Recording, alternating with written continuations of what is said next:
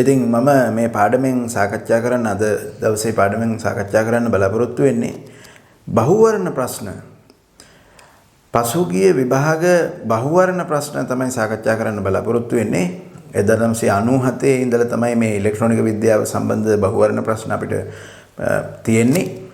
1997න් පස්සේ තමයි විභාගවලට මේ ඉලෙක්ට්‍රොනික විද්‍යාව පිළිබඳව ගැටලු ඇතුළත් වෙලා තියෙන්නේ. විෂය නිර්දේශයට ඇතුළත් උනේ. එතකොට අපිට 1997 ඉඳලා මේ දක්වාම ඉලෙක්ට්‍රොනික විද්‍යාවට අදාළ බහුවර්ණ ගැටලු සාකච්ඡා කරන්න පුළුවන් තියෙනවා.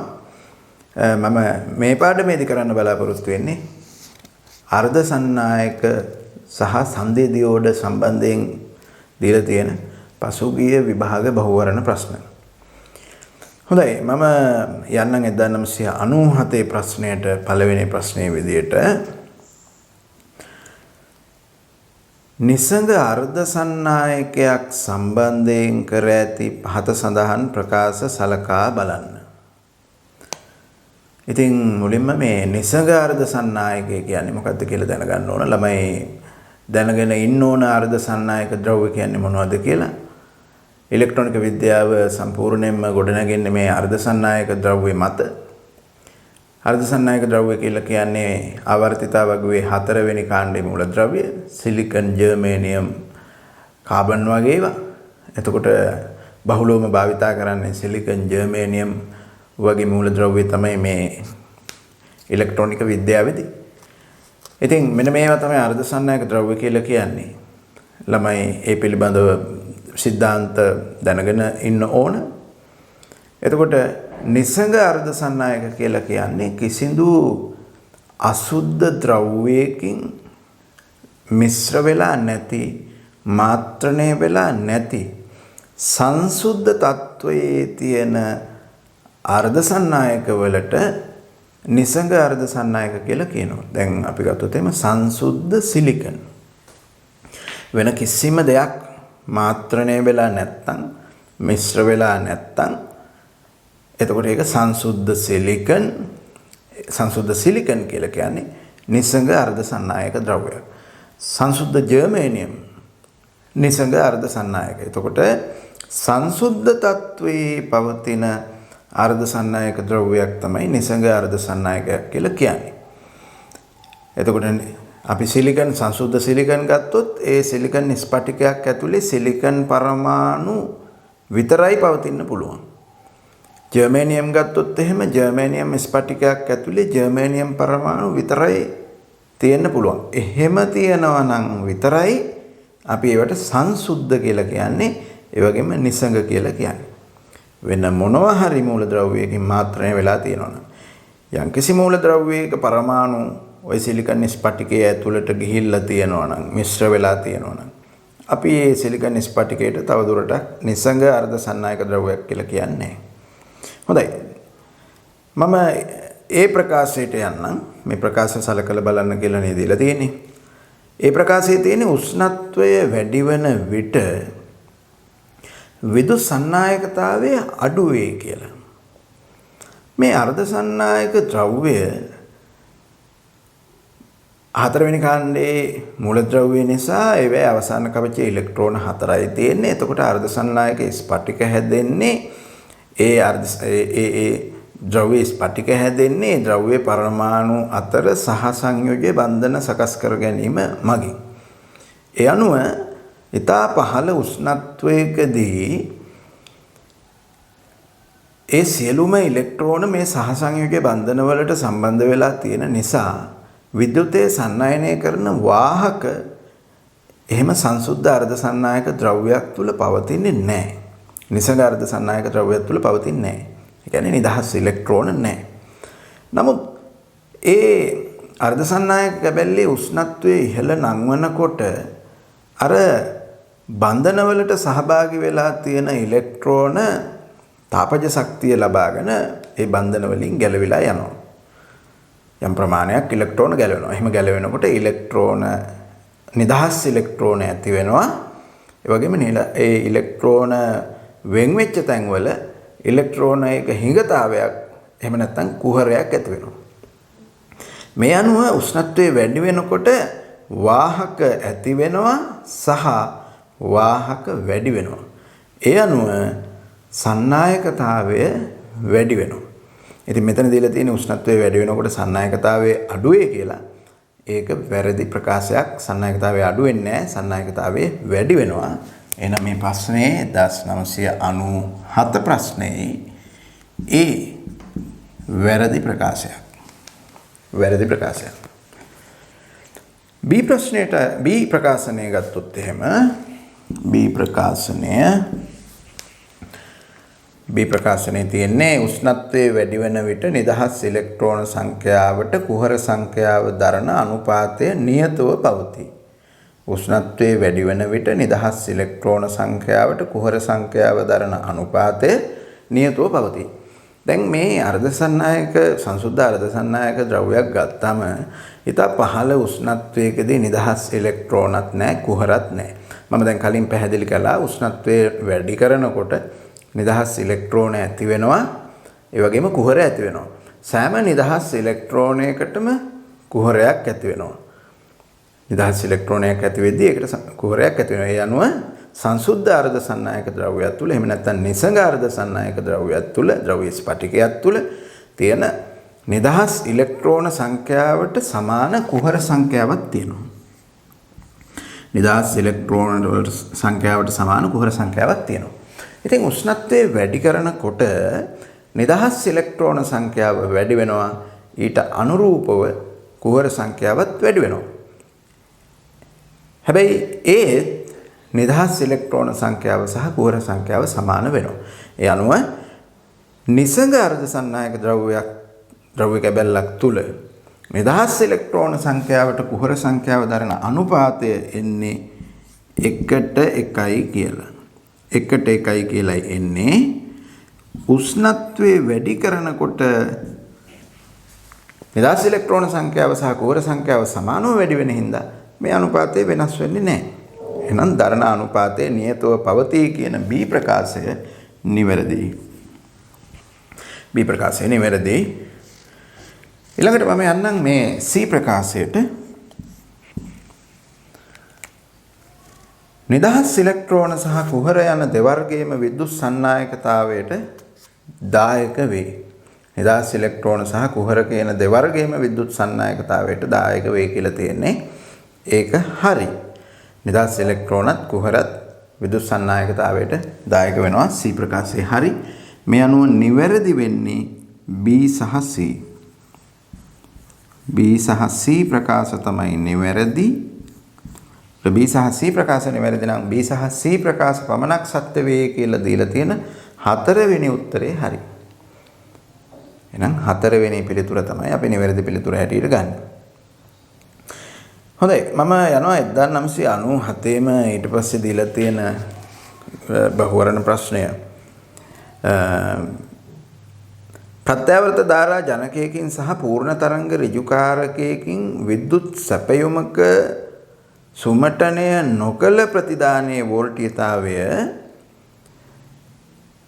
V සහ කාලයේ T අතර සම්බන්ධතාවය ඉතාමත් හොඳින් නිරූපණය කරනු ලබන්නේ කියලා මේකේ මේ ප්‍රස්තාර 4ක් දීලා තියෙනවා. ඒ කියන්නේ ඍජුකරණය කරන ලද නමුත් සුමටනය නොකළ වෝල්ටීයතාවයක් සහ කාලය අතර සම්බන්ධය.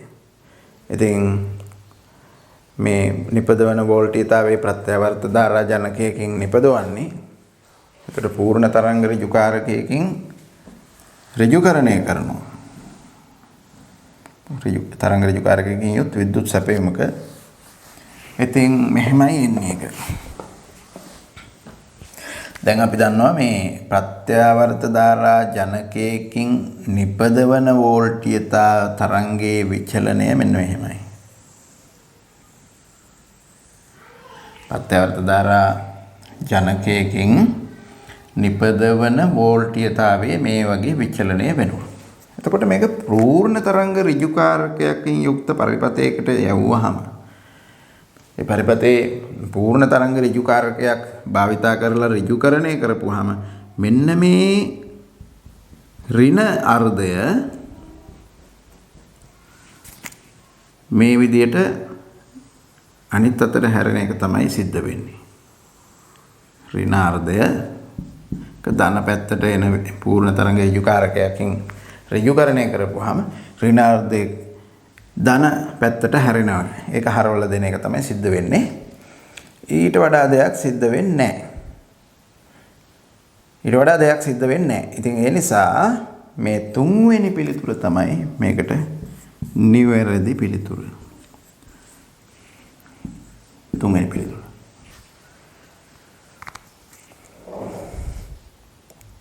හොඳයි මම යන්නම් ඊට පස්සේ මේ තුන්වෙනි ප්‍රශ්නයට 1998 ප්‍රශ්නය. පහත පෙන්වා ඇති දියෝඩය හා ප්‍රතිරෝධ සංයුක්තය අතරින් කුමක් x හා y ලක්ෂ්‍ය අතර කුඩාම ප්‍රතිරෝධය ලබා දෙයිද? එතකොට x ලක්ෂයත් y ලක්ෂයත් අතර තමයි මේ ප්‍රතිරෝධ දෙක තියෙන්නේ. දියෝඩේ තියෙන්නේ. එතකොට දියෝඩයෙන් එන යම්කිසි සමක ප්‍රතිරෝධයක් අවම වීම සඳහා ඒක පෙර නැඹුරුවේ තියෙන විදියට සම්බන්ධ වෙලා තියෙන්න ඕන. එතකොට තමයි දියෝඩයෙන් එන ප්‍රතිරෝධය අවම වෙන්නේ. එතකොට මේ උත්තර පහෙන් දියෝඩේ පෙර නැඹුරු වෙන විදියට සම්බන්ධ කරලා තියෙන උත්තර තියෙනවා 3 4 සහ 5 කියන උත්තර. ඒ තුනේ තමයි දියෝඩේ පෙර නැඹුරු වෙන විදිහට සම්බන්ධ වෙලා තියෙන්නේ. ඒකට දියෝඩේ පෙර නැඹුරු වෙන විදිහට තිබුණොත් තමයි දියෝඩයෙන් එන අවම ප්‍රතිරෝධය එන්නේ. ඒක අවම වෙන්න ඕන. එතකොට තමයි මේ ප්‍රතිරෝධ පද්ධතියේම XY අතර ප්‍රතිරෝධයේ අවම වෙය හැකියාවක් තියෙන්නේ. එතකොට ඒ උත්තර තුනෙනුත් දැන් ඊට පස්සේ බලන්න ඕන අපි අර 10 කිලෝ ඕම් සහ 5 කිලෝ ඕම් කියන ප්‍රතිරෝධ දෙකට අවම අගයක් එන විදියට ඒ දෙක සම්බන්ධ කරලා තියෙන්නේ මොන රූප සටහනේද කියලා. ඉතින් මේ දෙකට අවම අගයක් 10 කිලෝ ඕම් සහ 5 කිලෝ ඕම් කියන ප්‍රතිරෝධ දෙකට අවම සමක ප්‍රතිරෝධයක් එන්නේ 10 කිලෝ ඕම් සහ 5 කිලෝ ඕම් සමාන්තරගතව සම්බන්ධ කරපුවාම යම්කිසි ප්‍රතිරෝධ යුගලයකට අවම සමක ප්‍රතිරෝධයක් ලැබෙන්නේ ඒ දෙක සමාන්තරගතව සම්බන්ධ කරලා තියෙනකොට. ඒ අනුව එහෙම සමාන්තරගත සම්බන්ධයක් තියෙන්නේ තුන්වෙනි උත්තරේ. යනවා තුන්වෙනි පිළිතුර තමයි මේකේ නිවැරදි පිළිතුර. ගණනය කිරීමකින් තොරව මේ අවබෝධයෙන් යුතුව ළමයින්ට උත්තරයට එළඹෙන්න පුළුවන්. හොඳයි ඊට පස්සේ මම යන්නම් මේ පරිපූර්ණ PN හතරවෙනි ප්‍රශ්නයේ විදියට 1999 ප්‍රශ්නේ. පරිපූර්ණ PN සංදියක් හරහා E විදුශේෂ තීව්‍රතාවයේ විචලනය වඩාත්ම හොඳින් නිරූපණය කරනු ලබන්නේ. PN සංදියක් හරහා විදුශේෂ්ඨයක් ඇති වෙනවා. ළමයි මේ කාරණේ මේ PN සංදි ඩයෝඩ පිළිබඳව හදාරනකොට මේ කාරණේ දැනගෙන ඉන්න අවශ්‍යයි. විදුශේෂ්ඨයක් ඇති වෙන බව මේ අර්ධ සන්නායක P වර්ගයේ අර්ධ සන්නායකයත් N වර්ගයේ අර්ධ සන්නායක කැබැල්ලත් සංදි කිරීමෙන් PN සංදියක් සකස් කරනකොට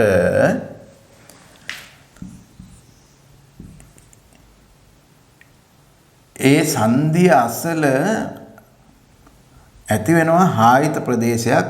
ඒ කියන්නේ ආරෝපණ මුක්ත ප්‍රදේශයක් ඇති වෙනවා. ආරෝපණ මුක්ත ප්‍රදේශයක්, බහුතර වාහක මුක්ත ප්‍රදේශයක් අපි කියනවා ආයත ප්‍රදේශය. නැත්නම් ආරෝපණ මුක්ත ප්‍රදේශයේ හීන ස්තරය. ඒක ඇති වෙන ක්‍රියාවලිය පිළිබඳව ළමයි පාඩමේදී ඉගෙන ගන්න ඕන. කොහොම වුණත් මේක ඇති වෙන්නේ N සිට P දක්වා විදුශේෂ්ඨයක් ඇතිවීම නිසා. N සිට P දක්වා විදුශේෂ්ඨයක් ඇතිවීම නිසා.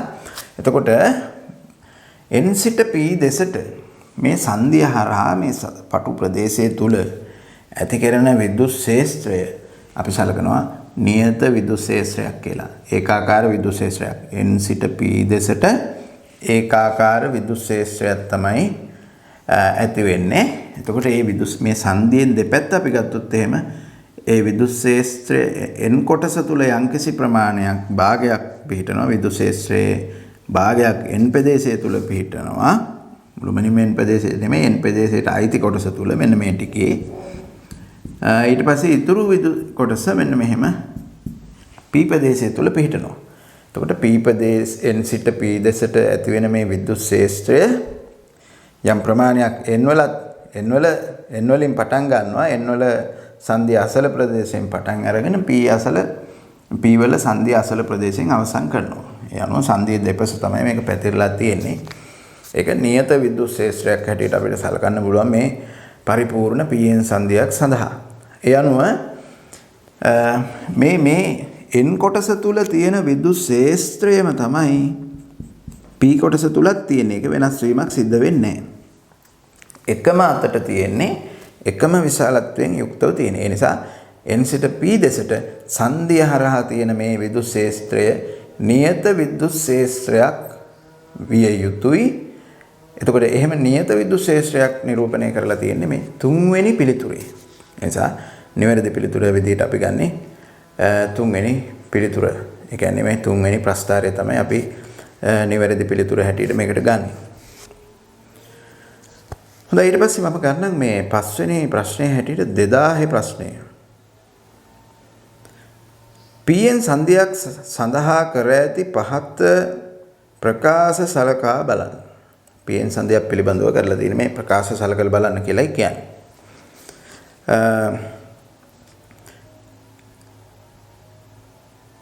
ඒ ප්‍රකාශය සංධියේ ධාරා වෝල්ටීයතා ලාක්ෂණිකය රේඛීය වේ.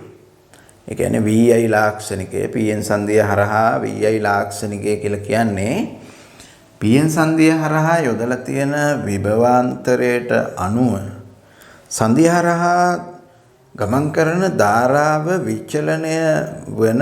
විචලනය නිරූපණය කරන ප්‍රස්ථාරයට තමයි මේ ලාක්ෂණික කියලා කියන්නේ. එතකොට මේකෙදි මේ ළමයින්ට ලාක්ෂණික වක්‍රය දැනගෙන හිටියොත් එකපාරටම මේකට උත්තරේ කියන්නත් පුළුවන්. මෙන්න මේ වගේ ලාක්ෂණික වක්‍රයක් තමයි මේ තියෙන්නේ Vi ලාක්ෂණික වක්‍රයේ pn සංධියක් සඳහා. කියන්නේ විභවාන්තරයේ සමග ධාරාවේ විචලනය මෙන්න මෙහෙමයි නිරූපණය කරන්නේ. ඉතින් මේ මතකයේ තිබුණා නම් එකපාරටම ළමයින්ට මේ ඒ ප්‍රකාශයේ සත්‍ය අසත්‍යතාවය හොයාගන්න පුළුවන්. ඒ ප්‍රකාශය කියන්නේ ලාක්ෂණිකයේ සරල රේඛීයයි කියලා. රේඛීයයි කියලා. එතකොට මේක එහෙම රේඛීය බවක් නැහැ. ඒ නිසා ඒ ප්‍රකාශයේ වැරදි කියන එක ළමයින්ට ඒ අනුව නිගමනය කරන්නත් පුළුවන්. ඒ වගේම මේ ළමයි දැනගෙන ඉන්න ඕන pn සංධියක් කියලා කියන්නේ ඕමික සන්නායකයක් නොවන බව. ඕමික සන්නායකයක් නෙවෙයි.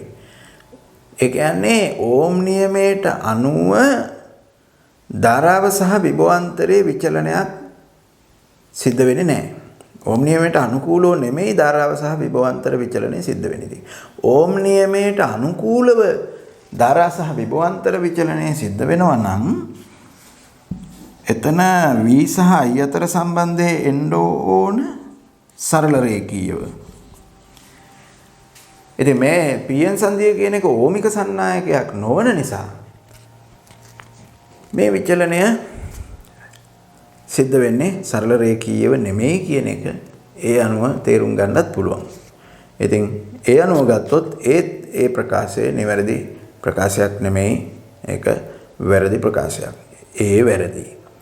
ඊළඟට අපි ගියොත් එහෙම B ප්‍රකාශයට සංධිය හරහා ගොඩනැගුණු විද්‍යුත් ක්ෂේත්‍රයේ දිශාව n ප්‍රදේශයේ සිට p ප්‍රදේශයේ දෙසට ඇති වේ. සංධිය හරහා ගොඩනැගෙන මේ විද්‍යුත් ක්ෂේත්‍රයේ දිශාව n සිට p දෙසට තමයි ඇති වෙන්නේ. ඒක හරි. එහෙනම් B හරි. B ප්‍රකාශයේ හරි. ඒ වැරදි. B හරි. ඊළඟට මම C වලට යන්නම්. කුහර සහ ඉලෙක්ට්‍රෝන මගින් ගෙන යනු ලබන ධාරාවයන්ගේ දිශාව එකිනෙකට ප්‍රතිවිරුද්ධය. කුහර සහ ඉලෙක්ට්‍රෝන මගින් ගෙන යනු ලබන ධාරාවයන්ගේ දිශාව එකිනෙකට ප්‍රතිවිරුද්ධය. ඉතින් අත් වශයෙන්ම එහෙම සිද්ධ වුණොත් ධාරාවක් යන්න බෑනේ. මොකද ඉලෙක්ට්‍රෝන වලින් එක පැත්තකට ධාරාව ගෙන යද්දි කුහර වලින් අනිත් පැත්තට ධාරාව ගෙන යනවා නම් ඒ දෙකේ එකතුව අවසානයේදී ශූන්‍ය වෙනවනේ. එහෙම වුණොත් එහෙම මේ pn සංධියක් හරහා ධාරාවක් ගෙන යන්න පුළුවන් කමක් නැහැනේ. ඒ නිසා මේ දෙකෙන් ගෙනියන ධාරාවන්ගේ දිශාව එකිනෙකට ප්‍රතිවිරුද්ධ නැහැ. නමුත් සංදිය හරහා කුහර චලනය වෙන දිශාවයි ඉලෙක්ට්‍රෝන චලනය වෙන දිශාවයි ප්‍රතිවිරුද්ධයි. මොකද ඉලෙක්ට්‍රෝන කියන්නේ ඍණ ආරෝපිත වාහක. ඉලෙක්ට්‍රෝන වල ආරෝපණය ඍණයි. ඍණ ආරෝපිත වාහක. එතකොට ඉලෙක්ට්‍රෝන යම්කිසි දිශාවක් ඔස්සේ චලනය වෙනවා නම් ධාරාව ගමන් කරනවා කියලා සලකන්නේ ඊට විරුද්ධ දිශාව ඔස්සේ. දැන් අපි හිතමුකෝ ඉලෙක්ට්‍රෝන මේ අතට නම් යන්නේ ඔය ඉලෙක්ට්‍රෝන වල චලිතය ඔය අතට සිද්ධ වෙනවා නම් ධාරාව යන්නේ ඊට විරුද්ධ අතට. එහෙමයි සලකන්නේ. මොකද හැමතිස්සෙම ධාරාවේ දිශාව හැටියට සලකන්නේ ධනාරෝපණ වල දිශාව. ඉතින් ඉලෙක්ට්‍රෝන කියන්නේ ඍණාරෝපණ නිසා ඍණාරෝපණ යම් අතකට යනවා නම් ධනාරෝපණ යන්නේ ඊට විරුද්ධ අතට කියලා තමයි සලකන්නේ. ඒ අනුව ධාරාව යන්නේ ඉලෙක්ට්‍රෝන ගමන් කරන දිශාවට විරුද්ධ දිශාව ඔස්සේ. හැබැයි කුහර ධන ආරෝපිත වාහක හැටියට සලකන නිසා කුහර ගමන් කරන්නේ ධාරාව දිශාව ඔස්සේමයි. එතකොට මේ ඉලෙක්ට්‍රෝන මගින් ගෙන යන ධාරාව වුණොත් කුහර අනිත් පැත්තට ඉලෙක්ට්‍රෝන මේ අතට යනකොට කුහර ගමන් කරන්නේ ඊට විරුද්ධ අතට. ඒ නිසා කුහර ගමන් කරන අතටමයි කුහර මගින් ගෙන යන ධාරාවත් යන්නේ. ඒ අනුව ගලන මුළු ධාරාව ওই ඉලෙක්ට්‍රෝන මගින් ගෙන යන ධාරාවේ සහ කුහර මගින් ගෙන යන ධාරාවේ එකතුවට සමාන වෙනවා. ඉතින් මේ දෙකම එකම අතට ගමන් කරන්නේ. එකම අතට ගමන් කරන හින්දා මේ දෙකේ එකතුව මගින් ගන්න පුළුවන්. ඒ නිසා මේ C ප්‍රකාශයේ දීලා තියෙනවානේ මේ කුහර සහ ඉලෙක්ට්‍රෝන මගින් ගෙන යනු ලබන ධාරාවන්ගේ දිශාව එකිනෙකට ප්‍රතිවිරුද්ධයි කියලා. ඒක වැරදි. ඒ අනුව C වැරදි. C වැරදි. එතකොට නිවැරදි උත්තරයක් තියෙන්නේ B පමණයි. නිවැරදි ප්‍රකාශයකට තියෙන්නේ B පමණයි. එනිසා B පමණක් සත්‍ය වේ කියන පළවෙනි උත්තරේ තමයි මේ ප්‍රශ්නේ නිවැරදි උත්තරේ හැටියට අපි ගන්නෙ. හොඳයි, ඊට පස්සේ මම ගන්නම් 6 වෙනි ප්‍රශ්නයේ විදියට 2001 ප්‍රශ්නය. පහත පරිපත අතරින් 6 වෝල්ට් කෝෂයේ විශාලතම ධාරාව ඇදගන්නේ කුමන පරිපතයේද කියලා අහනවා. ඉතින් මෙතනදී මේ කිලෝ ඕම් 2යි කිලෝ ඕම් 1යි විදියට ප්‍රතිරෝධ දෙකක් පරිපතේ සම්බන්ධ කරලා තියෙනවා. ඒ වගේම ඩයෝඩ් එකකුත් පරිපතයට සම්බන්ධ කරලා තියෙනවා. 6 වෝල්ට් කෝෂයක් පරිපතයට සම්බන්ධ කරලා තියෙනවා. ඉතින් පරිපතයේ ප්‍රතිරෝධය අවම වෙනකොට තමයි කෝෂයෙන් ඇද ගන්නා ධාරාව උපරිම වෙන්නේ. වැඩිම ධාරාවක් ඇද ගැනීම සඳහා ප්‍රතිරෝධය අවම වෙන්න ඕන. එතකොට මෙතන ඩයෝඩ් එකකුත් තියෙනවානේ. ඩයෝඩ් එකකින් ඇති කෙරෙන ප්‍රතිරෝධය යම්කිසි සමක ප්‍රතිරෝධයක් අවම වීම සඳහා ඒක පෙර නැඹුරුවට සම්බන්ධ කරලා තියෙන්න ඕන. ඉතින් මේ රූප සටහන් පහේම ඩයෝඩ් එක පෙර නැඹුරු වෙන විදිහට සම්බන්ධ කරලා තියෙන්නේ 3, 4 සහ 5 කියන රූප සටහන් තුනේ පමණයි. ඊටු දෙකේම ඩයෝඩ් එක පසු නැඹුරු වෙන විදිහට සම්බන්ධ කරලා තියෙන්නේ. එනිසා අපිට සලකන්න පුළුවන් 4 සහ 5 කියන දෙකෙන් එකක් තමයි නිවැරදි උත්තරේ වෙන්න ඕන. හැබැයි දැන් ඩයෝඩ් එකෙන් එන ප්‍රතිරෝධය අවම වෙනවා. ඒක පෙර නැඹුරු වෙන විදිහට සම්බන්ධ කරලා තියෙද්දි අර කිලෝ ඕම් 2 සහ කිලෝ ඕම් 1 කියන ප්‍රතිරෝධක දෙකේ සමක ප්‍රතිරෝධයත් අවම වුණොත් තමයි පරිපතේ අවම ප්‍රතිරෝධයක් එන්නේ. ඉතින් එහෙම පරිපතේ අවම ප්‍රතිරෝධයක් ආවම තමයි කෝෂයෙන් විශාලම ධාරාවක් ඇදගන්නේ. ඉතින් මේ 2 කිලෝ ඕම් සහ 1 කිලෝ ඕම් කියන ප්‍රතිරෝධක දෙකේ සමකය අවම වීම සඳහා ඒ දෙකේ සමක ප්‍රතිරෝධය අවම වීම සඳහා ඒ දෙක සමාන්තරගතව සම්බන්ධ කරලා තියෙන්න ඕන. ඉතින් එහෙම සමාන්තරගත සම්බන්ධයක් තියෙන්නේ 5 වෙනි පිළිතුරේ. ඒ අනුව නිවැරදි පිළිතුර 5. 5 වෙනි පිළිතුර තමයි නිවැරදි පිළිතුර වෙන්නේ.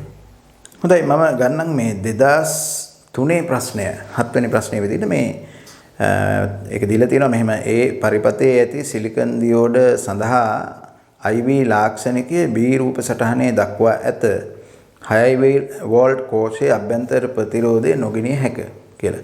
එතකොට මේ සිලිකන් ඩයෝඩ් එක මේ ඩයෝඩ් සඳහා දැන් මේ මම මේ රූප සටහන ඇදලා තියෙන්නේ. එතකොට මේක සිලිකන් ඩයෝඩ් එකක් මේකත් සිලිකන් ඩයෝඩ් එකක්. මේ ඩයෝඩ් සඳහා ලාක්ෂණික වක්‍රය තමයි මේ රූප සටහනේ දීලා තියෙන්නේ දකුණු පැත්තෙන්. ඒ ලාක්ෂණික වක්‍රය දිහා බැලුවොත් ළමයින්ට පේනවා ඒ ඩයෝඩ් එක පෙරනැඹුරු වීම සඳහා අවශ්‍ය කරන වෝල්ටේජ් එක අපිට ආසන්න වශයෙන් හොයාගන්න පුළුවන් මේ වක්‍රයෙන් 0.7ක් විතර පෙරනැඹුරු වීමේ පෙරනැඹුරු විභවාන්තරයේ වෝල්ට් 0.7ක් විතර අගයක තමයි තියෙන්නේ කියන එක මේ ප්‍රස්ථාරය ඇසුරෙන් අපිට හොයාගන්න පුළුවන්. ඊළඟට ඒකේ පසුනැඹුරු බිඳවැටුම් වෝල්ටීයතාවය ඩයෝඩ් එකේ පසුනැඹුරු බිඳවැටුම් වෝල්ටීයතාවය 1.5කට විතර ආසන්න අගයක් සමහරට මේක 1.6ක් විතර වෙන්නත් පුළුවන්. එවැනි අගයක් බව මේ ප්‍රස්ථාරය ඇසුරෙන් ගන්න පුළුවන්. ඉතින් දැන් මේ විදියට මෙතන R කියලා ප්‍රතිරෝධයක් තියෙනවා. ඩයෝඩ් එකක් තියෙනවා. ඩයෝඩ් එක තියෙන්නේ පෙරනැඹුරු වෙන විදියට සම්බන්ධ කරලා මේ හරහා ගලන ධාරාව I1. එතකොට මෙතනින් ගලන ධාරාව I2 මේ හරහා ගලන ධාරාව I3. ඉතින් අපෙන් අහන්නේ මේ ධාරා අතරින් පිළිවෙලින් උපරිම ධාරාවයි අවම ධාරාවයි වෙන්නේ කුමන ධාරාද කියන එක තමයි අහන්නේ.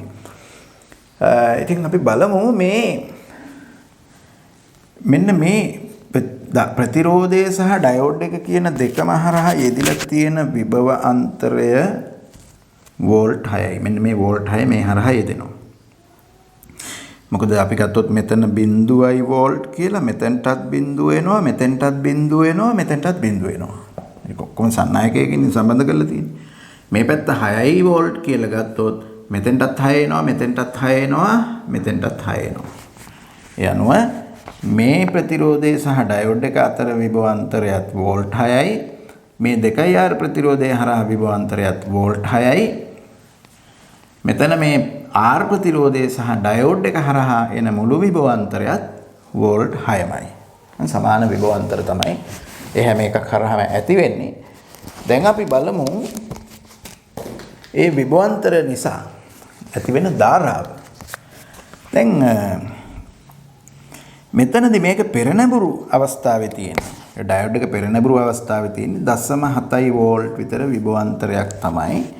ඒ පෙරනැඹුරු වෝල්ටීයතාවයේ විදියට මේ ඩයෝඩ් එක හරහා ඇති වෙන්නේ. එහෙම වුණාම මෙතන මේ ඉතුරු ප්‍රතිරෝධය හරහා මේ 6 වෝල්ට් වලින් ඉතුරු හරිය ඇති වෙනවා. ඒ කියන්නේ මේ ප්‍රතිරෝධය හරහා ඇති වෙනවා 5.3 වෝල්ට් පමණ විභව අන්තරයක්. එතකොට මෙතන අපි ගත්තොත් එහෙම මේක හරහා ධාරාව ගලා යාමට පටන් ගන්න මොහොතේ ඒ කියන්නේ බිඳවැටුම් අවස්ථාවේදී ඒ හරහා ඇති වෙන වෝල්ටීයතාවයේ ආසන වශයෙන් ගත්තොත් එහෙම 1.6 වෝල්ට් විතර අගයක් වෙනවා. මේ රූප සටහනට අනුව ඊට ආසන්න අගයක් මම ගත්තේ. එතකොට මේ R ප්‍රතිරෝධය හරහා ඇති වෙන විභවාන්තරය කොච්චරද කියලා හොයාගන්න නම් 6න් 1.6 අඩු කරන්න ඕනේ. එතකොට 4.4 වෝල්ට් විතර අගයක් 4.4 වෝල්ට් පමණ අගයක් මේ R හරහා ඇති වෙනවා. එතකොට මෙතන 2R හරහා ඇති වෙන්නේ වෝල්ට් 6ක විභවාන්තරයක්. 2R හරහා වෝල්ට් 6ක විභවාන්තරයක් තමයි ඇති වෙන්නේ. ඉතින් 2R කියන එක මම R ධන R කියලා මෙහෙම වෙන් කරලා දක්ව ගත්තොත් එහෙම. මෙතන R එකයි මෙතන R එකයි විදියට එක R එකක් හරහා එන්නේ 3 වෝල්ට් කියලා විභවාන්තරය. 3 වෝල්ට්. 2R කියන එක මට මෙහෙම R ඒව දෙකකින් දක්ව ගන්න පුළුවන්. එතකොට එකක් හරහා එන්නේ 3 වෝල්ට් විභවාන්තරය. දැන් මේ ප්‍රතිරෝධය හරහා උපරිම විභවාන්තරයේ ඇති වෙන තැන තමයි උපරිම ධාරාව යන්නේ. R ප්‍රතිරෝධයක් හරහා වැඩිම විභවාන්තරයක් ඇති වෙනකොට වැඩිම ධාරාව ගන්නවා. ඉතින් මෙන්න මෙතන තමයි R හරහා වැඩිම වෝල්ටේජ් එකක් ඇති වෙන්නේ 5.3 කියන එක. ඒ අනුව මේ R හරහා තමයි වැඩිම ධාරාවක් ගලන්නේ. එම R හරහා ගලන ධාරාව ඩයෝඩ් එක හරහා යනවා. ඒ අනුව I එක තමයි උපරිම I එක. ඊළඟට අපි ගත්තොත් එහෙම I මෙතන R හරහා 4.4 වෝල්ට් විභවාන්තරයක් ඇති වෙනවා. මෙතන R හරහා එක R එකක් හරහා ඇති වෙන්නේ 3 වෝල්ට් විභවාන්තරයක්.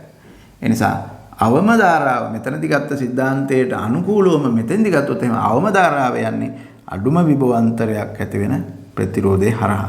ඒ කියන්නේ I දෙක තමයි අවමය, උපරිමය I එකයි, අවමය I දෙකයි. මේ අනුව මේ පිළිතුර වශයෙන් අපි ගන්න තුන්වෙනි පිළිතුර. තුන්වෙනි පිළිතුරේ තමයි මෙයාගේ දීලා තියෙන්නේ. උපරිම සහ අවම තුන්වෙනි පිළිතුර. හොඳයි මම ගන්නම් ඊට පස්සේ 8 වෙනි ප්‍රශ්නයේ විදියට 2004 ප්‍රශ්නය. පෙන්වා ඇති පරිපතේ ඇති සෙන දියෝඩේ බිඳ වැටීම් වෝල්ටීයතාවය 5 වෝල්ට් වේ. අපි දන්නවා සෙන දියෝඩයක බිඳ වැටුම් වෝල්ටීයතාවය කියලා කියන එකට කියනවා සෙන වෝල්ටීයතාවය කියලා. ඉතින් සෙන දියෝඩයක බිඳ වැටුම් වෝල්ටීයතාවයකදී ඒක බිඳ වැටෙන්නේ නැහැ.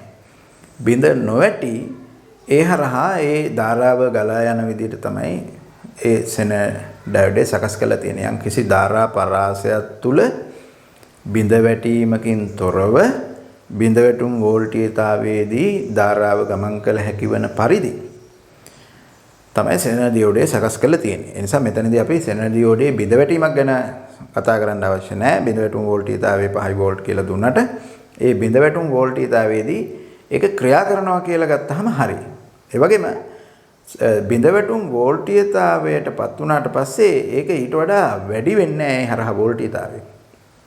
සෙන දියෝඩයක් හරහා යදන පසු නැඹුරු වෝල්ටීයතාවය බිඳ වැටුම් වෝල්ටීයතාවය යගේට වඩා වැඩි වෙන්නේ නැහැ. හැබැයි ධාරාව විචලනය වෙනවා. වෝල්ටීයතාවයේ වෙනස් වීමකින් තොරව දියෝඩේ හරහා ධාරා විචලනය වීමක් සිද්ධ වෙනවා සෙන දියෝඩයක. නමුත් බිඳ වැටුම් වෝල්ටීයතාවයට වඩා අඩු වෝල්ටීයතාවයක් සෙන දියෝඩයක් හරහා යෙදිච්ච අවස්ථාවක ඒ හරහා ධාරාව ගලන්නේ. නමුත් ඒ හරහා ඒ කියන විභවාන්තරේ ක්‍රියාත්මක වෙනවා. ඒක තමයි සෙන දියෝඩයක තියෙන මේ විශේෂත්වය. ඊළඟට දීලා තියෙනවා කෝෂයේ අභ්‍යන්තර ප්‍රතිරෝධය නොසලකා හැරිය හැකි. මේ තියෙන මෙතන කෝෂය මේකේ අභ්‍යන්තර ප්‍රතිරෝධය නොසලකා හරින්න පුළුවන් කියලා කියනවා. R හි අගය මේ තියෙන මෙතන මේ R හි අගය. R කියලා කියන්නේ ඔන්න දීලා තියෙන එක. R හි අගය 25 ඕම් සිට බිඳුව දක්වා වෙනස් කළ විට පරිපතයේ I ධාරාව වෙනස් වන්නේ. මේක වෙනස් කරන්න පුළුවන් කියලා කියනවා 25 ඕම් සිට බිඳුව දක්වා. ඒක 25 ඕම් සිට බිඳුව දක්වා වෙනස් කරනකොට මෙන්න මේ I ධාරාව වෙනස් වෙන්නේ කීයේ ඉඳලා කීය දක්වාද කොපමණාගයක ඉඳලා කොපමණාගයක් දක්වාද කියන එක තමයි අහන්නේ. ඉතින් අපි බලමු මෙහෙම මෙතන මේ 10 වෝල්ට් විභවාන්තරයක් සහිත කෝෂයක් තමයි මේ පරිපතයට සම්බන්ධ කරලා තියෙන්නේ. ඒ වගේම ඒකේ අභ්‍යන්තර ප්‍රතිරෝධයකුත් නැහැ. මෙහෙම 10 වෝල්ට් සම්බන්ධ කරපුවාම මෙන්න මේ 100 ඕම් හරහා ඔය 10 වෝල්ට් විභවාන්තරය ඇති වෙනවා. 10 වෝල්ට් විභවාන්තරය 100 ඕම් හරහා ඇති වෙනවා.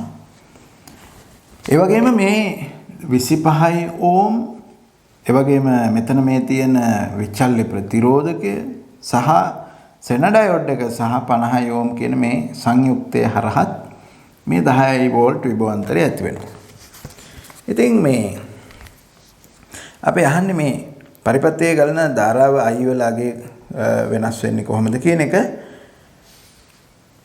දැන් අපි ගත්තොත් R අගේ 25 ඉඳලා බිඳුව දක්වා වෙනස් කරනකොට R අගේ 25යි කියලා හිතමු.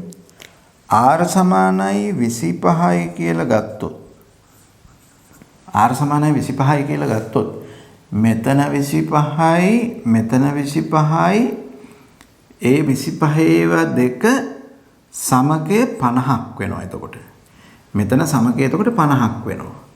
ඔන්න මේ දෙකේ සමගය 50ක් වෙනවා. එතන 50යි මෙතනත් ප්‍රතිරෝධය 50යි.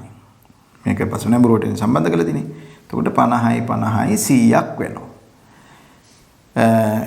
ඒ වගේම මෙතන 50යි මෙතන 50යි නිසා මේ යොදන 10යි වෝල්ට් කියන විභවාන්තරය මෙන්න මේ සංයුක්තයයි හරහා සමානව බෙදෙනවා. ඒ අනුව මෙතන ඇති වෙන්නේ 5යි වෝල්ට් කියලා විභවාන්තරයක්. මේ 25යි මෙතන R25 වෙනකොට ඒ කියන ප්‍රතිරෝධ සංයුක්තය හරහා 5යි වෝල්ට් කියන විභවාන්තරය ඇති වෙනවා. ඉතුරු මේ 10න් ඉතුරු 5යි වෝල්ට් කියන එක මෙන්න මේ සංයුක්තය හරහා ඇති වෙනවා.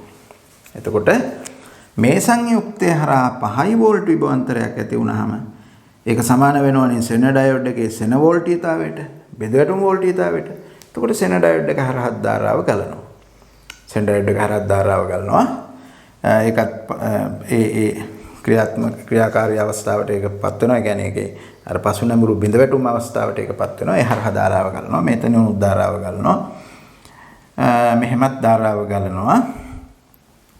ඔය ගලන ධාරාව දැන් කොච්චරද කියලා අපි හොයාගන්න ඕන. දැන් මෙතන මේ හරහා ඇති වෙන විභවාන්තරයේ 5යි වෝල්ට්, ඒ වගේම මේ සංයුක්තය හරහා ඇති වෙන විභවාන්තරයත් 5යි වෝල්ට් නිසා, ඒ වගේම මේ සංයුක්තයේ දැන් සමග ප්‍රතිරෝධය 25යි 50 නිසා එතනින් ගලන ධාරාව අපිට හොයාගන්න පුළුවන් I සමානයි 5 බෙදීම 50. ඒ කියන්නේ 0.1 ඇම්පියර්. 0.1 ඇම්පියර්. ඉතින් 0.1 ඇම්පියර් සිට කියලා පටන් ගත්ත උත්තර දෙකක් තියෙනවා. පළවෙනි උත්තරේ සහ හතරවෙනි උත්තරේ. ඉතින් මේ දෙකෙන් නිවැරදි මොකක්ද කියන එක හොයාගන්න නම් අපිට R සමානයි 0 වෙනකොට මේක ගණනය කරගන්න වෙනවා. ඉතින් R සමානයි 0 වුණොත් එහෙම මේ දෙකේ සමග ප්‍රතිරෝධය මෙන්න මේ ප්‍රතිරෝධ සංයුක්තයේ සමග ප්‍රතිරෝධය එන්නේ 25යි. මොකද මෙතන 25යි මෙතන 0යි 25යි 25යි මේ දෙක අතර 25යි එන්නේ. නමුත් මෙතන එනවා 50 ඕම් කියලා ප්‍රතිරෝධයක් තියෙනවා. එතකොට මේ සංයුක්තයේ සමග ප්‍රතිරෝධය වැඩි, මෙතන සමග ප්‍රතිරෝධය අඩුයි. එහෙනම් සාමාන්‍ය ක්‍රමයට හිතුවොත් මේ 10යි වෝල්ට් කියන එක මෙතෙන්ට 5ක් ගියොත්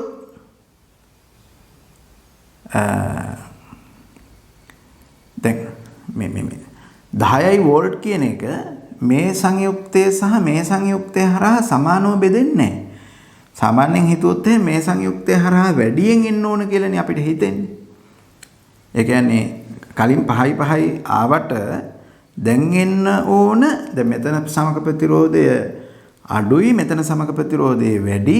ඒ නිසා සමග ප්‍රතිරෝධයේ වැඩි තැනට වැඩි විභවාන්තරයක් ඇති වෙන්න ඕන කියන එකනේ සාමාන්‍ය තර්කනේ. නමුත් මෙතනදී මේ සෙන ඩයෝඩ් එකක් තියලා තියෙන හින්දා මෙතන විභවාන්තරේ 5ට වඩා වැඩි වීමේ හැකියාවක් නැහැ. මෙතන විභවාන්තරේ 5ට වඩා වැඩි වෙන්නේ නැහැ. ඒ නිසා 5ට වඩා වැඩි අගයක් යෙදෙන විදියට පරිපතේ සකස් වුණත් මේ විභවාන්තරේ 5ට වඩා වැඩි වෙන්නේ නැහැ. මොකද ඒකේ සෙන වෝල්ටීයතාවය 5යි. එහෙනම් මෙතන විභවාන්තරේ 5මයි එන්නේ. ඉතුරු 5යි වෝල්ට් කියන එක එන්නේ මෙන්න මේ සංයුක්තය හරහා. මේ 10න් ඉතුරු 5. නමුත් ඒ සංයුක්තයේ මෙතන ප්‍රතිරෝධය දැන් 0 හින්දා ඉතුරු 5යි වෝල්ට් කියන සම්පූර්ණ විභවාන්තරයම මෙන්න මේ 25 හරහා ඇති වෙනවා.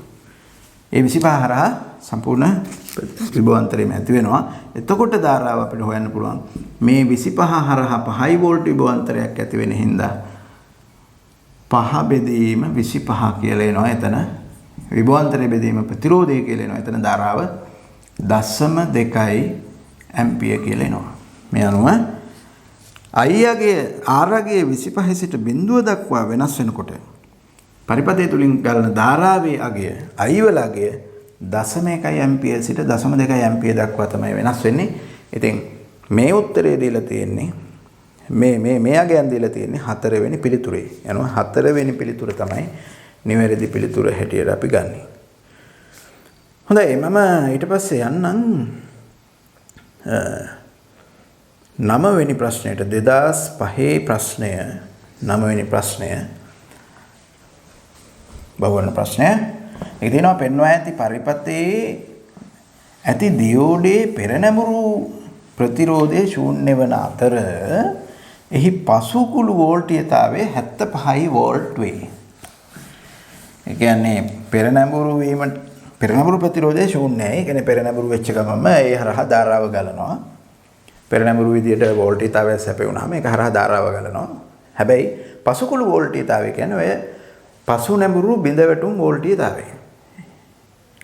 ඒක 75යි. කෝෂයේ අභ්‍යන්තර ප්‍රතිරෝධය නොසලකා හැරිය හැකි වෝල්ට්මීටර් පාඨාංකය 12 වෝල්ට් වේ. දියෝඩේ අග්‍රමාරුකර සම්බන්ධ කළ විට වෝල්ට්මීටර් පාඨාංකය වන්නේ. ඉතින් මෙන්න මේ විදිහටයි මේක දීලා තියෙන්නේ. දැන් මෙතන මේ කෝෂයේ තියෙනවා මේ ප්‍රතිරෝධකය වෝල්ට්මීටරය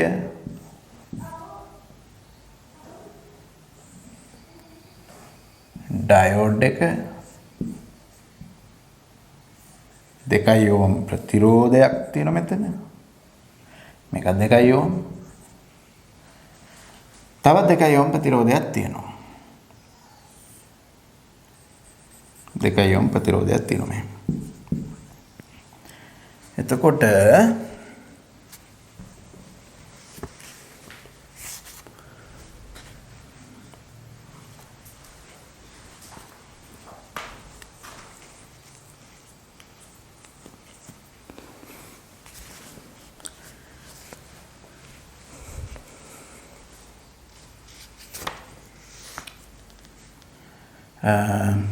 දැන් මෙතනදී වෝල්ට්මීටර් පාඨාංකය 12 වෝල්ට් කියලා දීලා තියෙනවා. ඉතින් ඒ කියන්නේ මෙන්න මේ හරහා විභවාන්තරය 12යි කියන එක. මේ ප්‍රතිරෝධය හරහා විභවාන්තරය 12යි. ඩයෝඩ් එක සම්බන්ධ කරලා තියෙන්නේ පෙරනැඹුරුවට. එතකොට ඩයෝඩ් එකේ පෙරනැඹුරු ප්‍රතිරෝධය 0යි. ඒ නිසා මේකෙන් ප්‍රතිරෝධයක් එන්නෙම නැහැ. දැන් එතකොට මෙන්න මේ ප්‍රතිරෝධ යුගලය සමාන්තරගතව සම්බන්ධ කරලා තියෙනවා. එතකොට මේ දෙකේ සමකය ගත්තොත් 1යි. 1 ඕම් සමක ප්‍රතිරෝධයක් තියෙන මේ දෙකට. එතකොට අපි දැන් මේ සම්පූර්ණ ප්‍රතිරෝධය ගත්තොත් මේ පරිපතේ මෙතන 2 ඕම් ප්‍රතිරෝධයක් තියෙනවා. මෙතන 1 ඕම් සමක ප්‍රතිරෝධයක් තියෙනවා. හැබැයි මේ 2 ඕම් ප්‍රතිරෝධය හරහා යෙදිලා තියෙන වෝල්ටේජ් එක 12 වෝල්ට්. එහෙනම් මෙතන 1 ඕම් හරහා යෙදෙන සමකය ඒ සමක ප්‍රතිරෝධය වෙන 1 ඕම් හරහා යෙදෙන අගය 6 වෝල්ට් වෙන්න ඕන. මොකද යම්කිසි විභවාන්තරයක් ශ්‍රේණිගත ප්‍රතිරෝධක පද්ධතියක් හරහා යොදපුවාම ඒ ප්‍රතිරෝධ වලට සමානුපාතිකව තමයි ඒ විභවාන්තරය බෙදලා යන්නේ. ඒ අනුව මෙතන සමකය 1 ඕම්, මෙතන 2 ඕම්, මෙතන හරහා 12 වෝල්ට් තියෙනවා නම් මේ හරහා තියෙන්න පුළුවන් එකෙන් භාගයයි 6 වෝල්ට්. ඒ කියන්නේ මේ දෙකේ එකතුව මුළු විභවාන්තරය 18 වෝල්ට්. ඒක තමයි කෝෂයෙන් ලබා දෙන විද්‍යුත් යාමක බලය. 18 වෝල්ට්. එතකොට මේ ඩයෝඩ් එක පසු නැඹුරු වෙන විදිහට සම්බන්ධ කළොත් අග්‍ර මාරු කළොත් එහෙම ඩයෝඩ් එකේ මේ විදිහට මම දැන් අග්‍ර මාරු කරන්නම් ඔහම.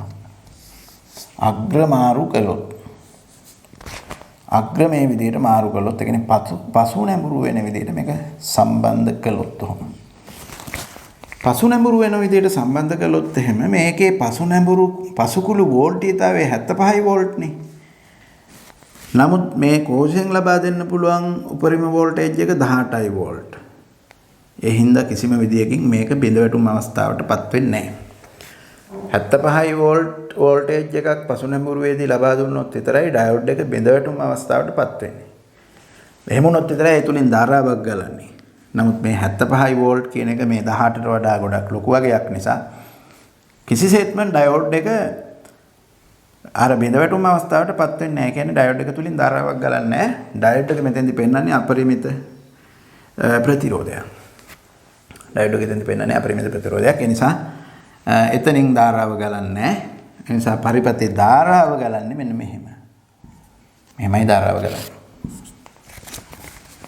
එතකොට පරිපතේ සමග ප්‍රතිරෝධය හැටියට අපිට ගන්න පුළුවන් මෙතන 2යි මෙතන 2යි. ඒ කියන්නේ මේ 18 වෝල්ට් කියන එක ඇති වෙන්නේ එහෙමනම් මේ 2 ඕම් හරහා සහ මෙතන 2 ඕම් හරහා.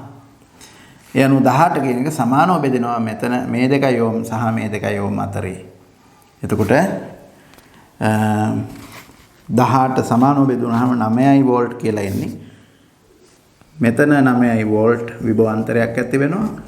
මෙතන 9යි වෝල්ට් විභවාන්තරයක් ඇති වෙනවා. ඒ අනුව දැන් වෝල්ට් මීටර් පාඨාංකය එන්නේ 9යි වෝල්ට්. ඒවා 9 වෝල්ට් මීටර් පාඨාංකය 9යි වෝල්ට් අගයක් එනවා කියලා කියන්නේ අපිට ගන්න පුළුවන් නිවැරදි පිළිතුර. තුන්වෙනි පිළිතුරේ තමයි 9යි වෝල්ට් කියන එක දීලා තියෙන්නේ. ඒ නිසා තුන්වෙනි පිළිතුර නිවැරදි පිළිතුර. මම ඊළඟට ගන්නම් 10 වෙනි ප්‍රශ්නය. 2005 ප්‍රශ්නය. රූපයේ දක්වා ඇති පරිදි PN සංදියක් බැටරියකට සම්බන්ධ කර ඇත. සංදිය මතට ආලෝකයේ පතිත වීමට සැලැස්වූ විට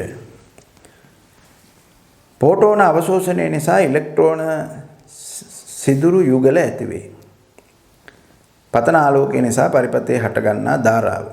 ඉතින් අපි මෙවැනි ඩයෝඩ් පිළිබඳව සාකච්ඡා කළ දෙන මේ ආලෝක සංවේදී ඩයෝඩ් ප්‍රකාශ ඩයෝඩ්.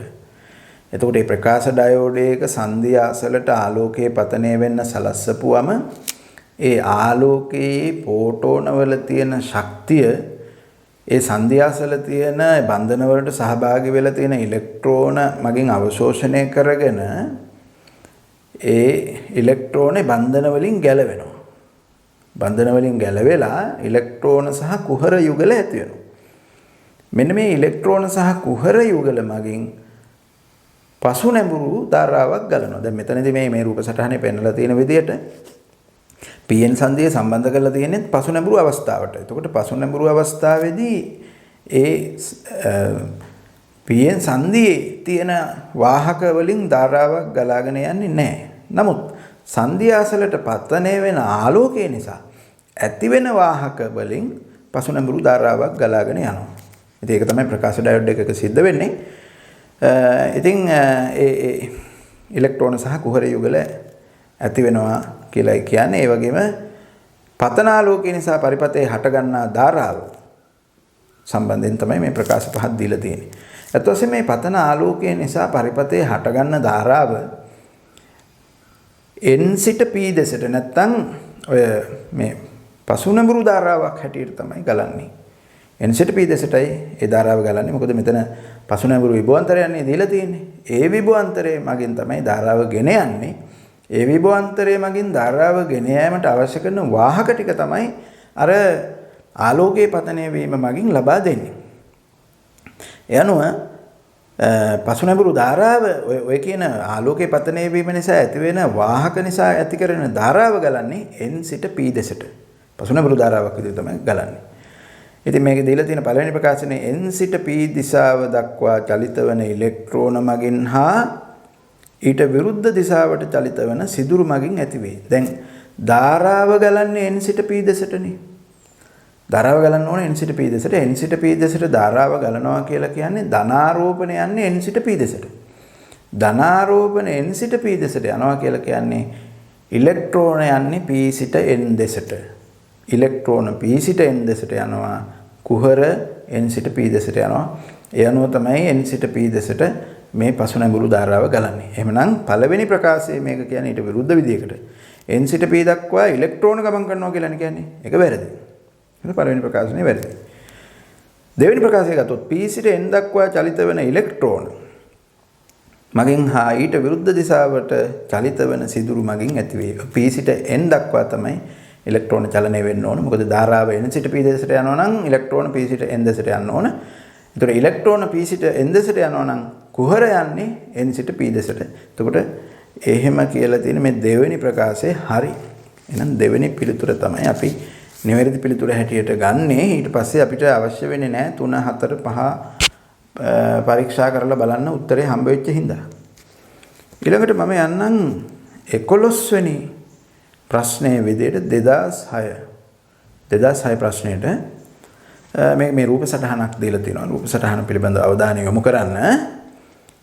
රූපයේ A අණු විදුලි පන්දම් බල්බයක් වන අතර B සහ C අණු ආලෝක විමෝචක ඩයෝඩ් දෙකකි. ඒ දෙකම ආලෝකය විමෝචනය කරන LED කියනවනේ. ප්‍රබල දණ්ඩ චුම්බකයක් දඟරේ තුල ඉතා ශීඝ්‍රයෙන් නොනවත්වා ඉහළ පහළ චලනය කරනුයේ නම් සහ එය 4 වෝල්ට් උච්ච අගයක් සහිත ප්‍රත්‍යවර්ත වෝල්ටීයතාවයක් නිපදවන්නේ නම් දැන් මේ ප්‍රබල දණ්ඩ චුම්බකයක් ඊටාම ශීඝ්‍රයෙන් ඊටාම වේගවත්ව ඉහළ පහළ චලනය කරනකොට ප්‍රත්‍යවර්ත වෝල්ටීයතාවයක් ඇති වෙනවා. මේක ඉහළ සංඛ්‍යාතයේ සහිත ප්‍රත්‍යවර්ත වෝල්ටීයතාවයක්. ඉහළ සංඛ්‍යාතයේ සහිත ප්‍රත්‍යවර්ත වෝල්ටීයතාවයක්. ඊටාම ශීඝ්‍රයෙන් චලනය කරනවා කියන්නේ. මේ ඊටාම ඉහළ සංඛ්‍යාතයේ සහිත ප්‍රත්‍යවර්ත වෝල්ටීයතාවයක්.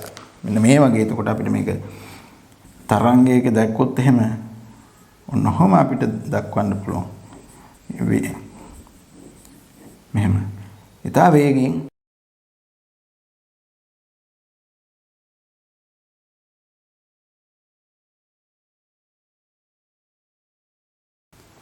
ඉතින් එවැනි වෝල්ටීයතාවයක් මගින්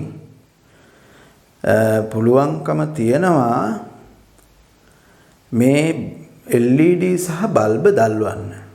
ඒවා එහෙමනොත් දැල් වෙනවා. මොකද දැන් LED එකක් ගත්තොත් ඒක මේ ඉහළ සංඛ්‍යාතයේ සහිත ප්‍රත්‍යවර්ත වෝල්ටීයතාවයේ මගින් පෙර නැඹුරුවටත් පසු නැඹුරුවටත් වරින් වරපත් වෙනවනේ. හැබැයි පෙර නැඹුරුවටපත් වෙච්චාම ඒ හරහා ධාරාව ගලනවා. ඒ අනුව ඒක දැල් වෙනවා. පසු නැඹුරු වෙච්ච ගමන් ධාරාව ගලන්නේ නැහැ. දැල්වීමක් සිද්ධ වෙන්නේ නැහනේ. නමුත් ඉහළ සංඛ්‍යාතයක් සහිත වෝල්ටීයතාවයක් හින්දා මේ දැල් වෙන අවස්ථා ශීඝ්‍රයෙන් එහෙම නැත්නම් ඒවා ළඟ ඇති වෙනවා. ඒ දැල් වෙන අවස්ථා ළඟ ඇති වෙනකොට අපිට දකින්න හම්බ වෙන්නේ මේක එක දිගට දැල් වෙලා තියෙනවා වගේ. ඒ අනුව අපිට LED එක දැල් වෙනවා කියලා දැක ගන්න පුළුවන්. LED එකක් හරහා එවැනි ඉහළ සංඛ්‍යාතයේ සහිත ප්‍රත්‍යවර්ත වෝල්ටීයතාවයක් දුන්නොත් එහෙම ඒක දැල් වෙනවා. හැබැයි ඉතින් මේ ඉහළ විභවාන්තරයක් දුන්නා නම් LED එක පිච්චිලා යනවා. මේ වගේ 4 වෝල්ට් වගේ විභවාන්තරයක් දුන්නාට ඒක පිච්චිලා යන්නේ නැහැ. ඒක දැල් වෙනවා. එතකොට මේ LED එක දැල් වෙනවා. ඒ බල්බයත් මේ වෝල්ටීයතාවයෙන් දැල් වෙනවා. ඒ දෙකම ඒ බල්බේ කොහොමදත් දැල් වෙන්න පුළුවන්. පෙර නැඹුරු පසු නැඹුරු එකට අදාළ නැති නිසා. නමුත් B කියන එක දැල් වෙනවා. නමුත් C හැම විටම C ඩයෝඩ් එක හරහා මේ ඍජුකාරක පරිපථයක් හරහා C ඩයෝඩ් එකට දීලා තියෙන නිසා ඒ වගේම C ඩයෝඩය පසු නැඹුරුවෙන් සම්බන්ධ කරලා තියෙන්නේ. මේ ඍජුකාරක පරිපථයට සම්බන්ධ කරලා තියෙන පසු නැඹුරුවේ. ඒ නිසා C ඩයෝඩ් එක හැම විටම නැත්නම් C කියන LED එක හැම විටම පවතින්නේ පසු නැඹුරුවේ. එහෙනම් C දැල්වීමක් සිද්ධ වෙන්නේ නැහැ. A සහ B පමණයි දැල් වෙන්නේ. ඒ අනුව දෙවෙනි උත්තරේ තමයි නිවැරදි උත්තරේ හැටියට අපි ගන්නෙ. A හා B පමණක් දැල් වේ කියන පිළිතුර. හොඳයි මම ඊට පස්සේ ගන්නම් 12 වෙනි ප්‍රශ්නේ විදිහට 2006 ප්‍රශ්නය. ඒ රූපේ පෙන්වා ඇති පරිපථයේ E සැපයුම් වෝල්ටීයතාවය B රූපේ පෙන්වා ඇති පරිදි කාලයේ T සමග රේඛීයව වැඩි වේ. ඒ රූපේ දක්වලා තියෙන පරිපථයේ සැපයුම් වෝල්ටීයතාවයේ E මගින් නිරූපණය කරලා තියෙනවා. ඒක විචල එකක්. ඒක විචලනය වෙන විදිය B රූප සටහනේ ඒ කියන්නේ ප්‍රස්ථාරයේ දක්වලා තියෙනවා. ඒක රේඛීයව වැඩි වෙනවා. කාලයේ සමග රේඛීයව මේ සැපයුම් වෝල්ටීයතාවයේ වැඩි වෙනවා. T සමානයි බිඳුවේදී සැපයුම් වෝල්ටීයතාවය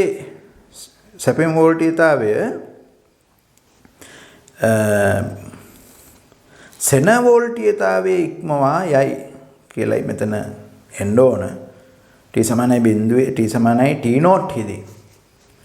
T සමානයි T නෝට් හිදී. T සමානයි T නෝට් හිදී සැපයුම් වෝල්ටීයතාවය සෙන වෝල්ටීයතාවයේ ඉක්මවා යයි. 100 ඕම් ප්‍රතිරෝධකයේ හරහා වෝල්ටීයතාවය ඒක VR කියලා දීලා තියෙනවා. සහ සෙන දියෝඩයේ හරහා වෝල්ටීයතාවය VZ කියලා දීලා තියෙනවා. එතකොට T සමග වෙනස් වෙන ආකාරයේ වඩාත්ම හොඳින් නිරූපණය වන්නේ. දැන් එතකොට මෙතන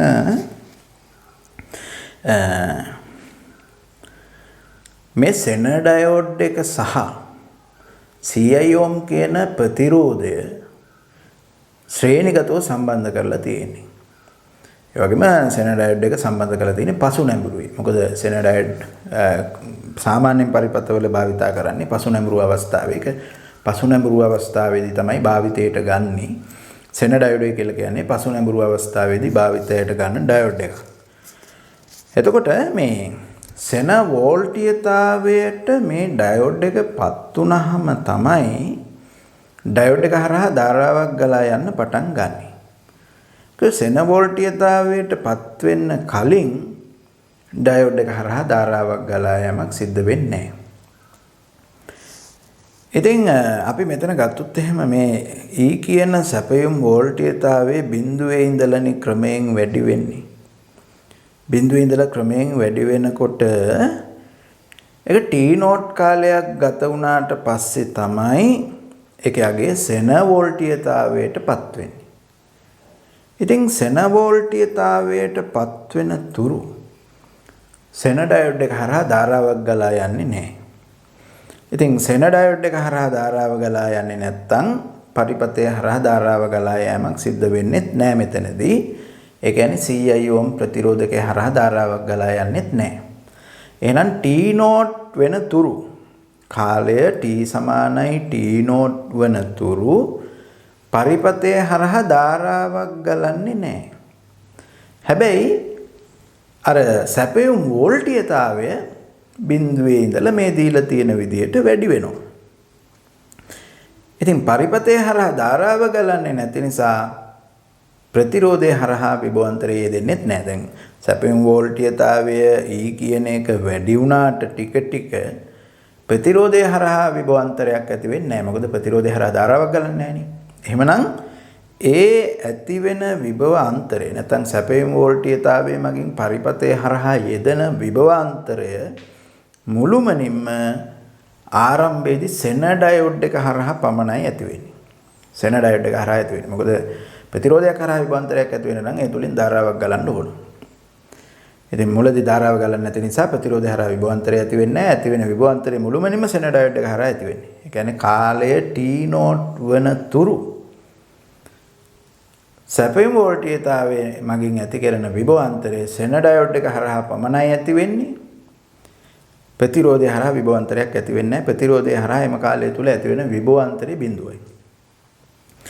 කොට සෙන ඩයොඩ් එක හරහා ඇති වෙන මේ විභවාන්තරයත් අර B රූප සටහනේ දීලා තියෙන විදිහේ සරල රේඛීය විචලනයක්. එහෙනම් කාලය බිඳුවේ සිට T0 දක්වා කාල අන්තරය තුල සෙන ඩයොඩ් එක හරහා ඇති වෙන වෝල්ටීයතාවය B රූප සටහනේ දීලා තියෙන විදිහේ ඒකාකාරව වැඩි වෙන වෝල්ටීයතාවයක් වෙන්න ඕනනේ. ඉතින් බලන්න මේ ප්‍රස්ථාර වලින් එහෙම වෝල්ටීයතාවයක් නිරූපණය කරන්නේ මොන ප්‍රස්ථාර වලද කියලා. කාලය T සමානයි T0 වන තුරු Vz කියන එකේ සරල රේඛීය විචලනයක් පෙන්වන ප්‍රස්ථාරය. ඉතින් එහෙම එකක් පෙන්වන්නේ පළවෙනි ප්‍රස්ථාරයේ සහ දෙවෙනි ප්‍රස්ථාරයේ පමණයි. පළවෙනි එකේ දෙවෙනි එකේ විතරයි. තුන්වෙනි එකේ නෑ, හතරවෙනි එකේ එහෙම එකක් පෙන්වන්නේ නැහැ, පස්වෙනි එකෙත් නැහැ. එහෙනම් එකෙන් එක හා දෙක කියන දෙකෙන් තමයි අපිට නිවැරදි උත්තරයක් ගන්න පුළුවන්.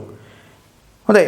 එතකොට මේ T0 වලට පස්සේ සැපයුම් වෝල්ටීයතාවය සෙන වෝල්ටීයතාවයට වඩා වැඩි වෙනවා. සැපයුම් වෝල්ටීයතාවය සෙන වෝල්ටීයතාවයට වැඩි වෙනවා. නමුත් සෙන ඩයොඩ් එකේ තියෙන සුවිශේෂී ගුණය තමයි සෙන වෝල්ටීයතාවයට වඩා ඒ සෙන ඩයොඩ් එක හරහා වෝල්ටීයතාවය වැඩි වෙන්නේ නැහැ. සෙන වෝල්ටීයතාවයට වඩා සැපයුම් වෝල්ටීයතාවය වැඩි වුණාට සෙන වෝල්ටීයතාවය නියතව පවතිනවා එතනින් එහාට.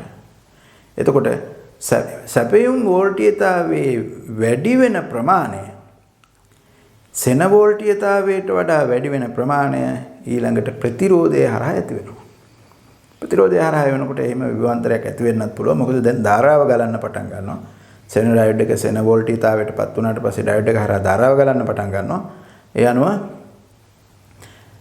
සෙන ඩයෝඩ් එකේ වෝල්ටීයතාවය එතනින් පස්සේ T නෝට් වලින් පස්සේ නියතව පවතිනවා. සැපීම වෝල්ටීයතාවයේ වැඩි වෙන ප්‍රමාණය ප්‍රතිරෝධය හරහා ඇති වෙනවා.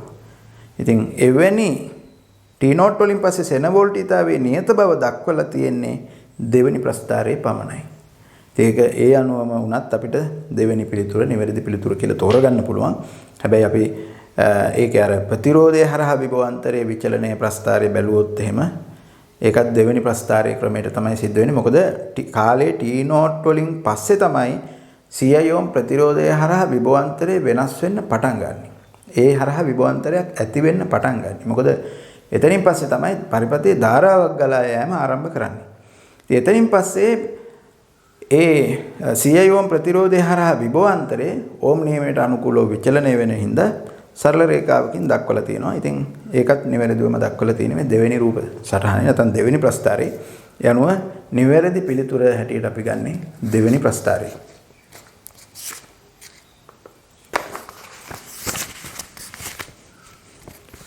ඊළඟට මම 13 වෙනි ප්‍රශ්නෙට යන්නම්. පෙන්වා ඇති පරිපථයේ R1, R2 හා R3 කිලෝ ඕම් ප්‍රමාණය වේ. මේ ප්‍රතිරෝධක 3 කිලෝ ඕම් ප්‍රමාණය වේ කියලා දීලා තිනවා. ඒ වගේම ඒවට ඒවේ අග්‍ර සමහර ඒවා භූගත කරලා තිනවා. සමහර ඒවට වෝල්ටීයතාවයන් දීලා තියෙනවා. අපි බලමු මේ රූප සටහන.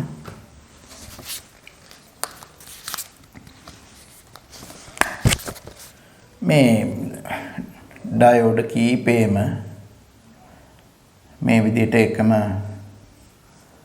අග්‍රයකට සම්බන්ධ වෙන විදිහට තමයි සකස් කරලා තියෙන්නේ. මෙතන ප්‍රතිරෝධකයක් තියෙනවා.